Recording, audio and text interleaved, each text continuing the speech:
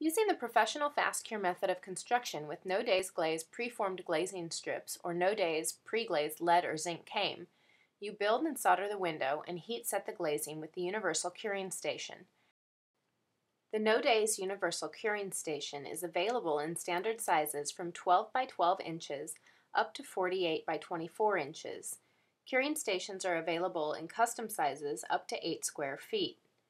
The curing station works by transferring heat through the lead or zinc, causing the No Days glaze to flow. This curing station shows the heating elements that are under the protective steel cover. It's important not to place anything on top of the elements of the curing station. This could prevent them from heating properly. After you've built your window, you're ready to solder. It's important that your soldered joints are flat with the lead came. If there are globs of solder sitting on top of the lead came, then the heat from the curing station will not be able to heat the lead properly and melt the No Days glaze. After you've soldered and cleaned the flux off of your window, lay it on a flat, non-flammable work surface such as metal, wood, plywood, or MDF, making sure that your workspace is clear of anything that may melt or is flammable. The curing station will reach temperatures of up to 220 degrees Fahrenheit. Place the curing station on your window, then plug it in and let it come up to temperature. It's best to let the window and curing station come up to temperature together, that way there's less of a chance that you'll thermal shock your glass.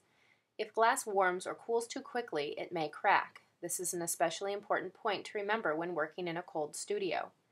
If your window has jewels or bevels that are taller than your lead came, you'll need to flip the window so that the jewels are facing down and cure on the flat back side of the window.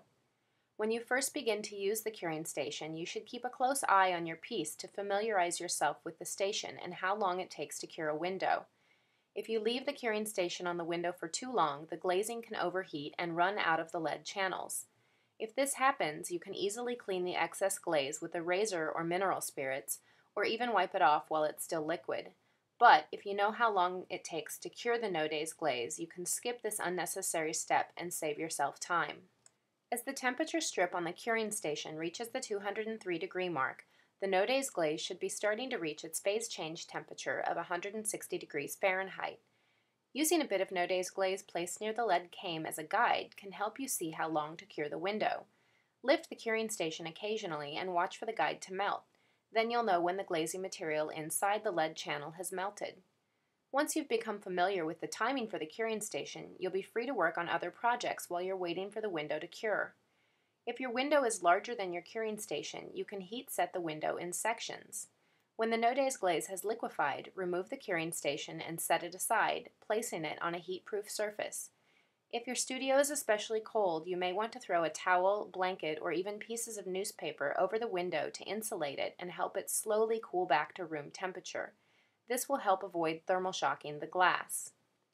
There's no need to turn the window over to cure the other side unless the window will be directly exposed to outdoor elements as a single pane window. Heating from both sides of the window will help to ensure that all gaps are fully sealed. Once the window has come back to room temperature, the No Days glaze will solidify and be ready for installation. There's no need to putty the window and no need to wait to move it off of the table. The No Days Universal Curing Station can also be used with the No Days Mosaic Adhesive Film or a No Days Mosaic Mesh.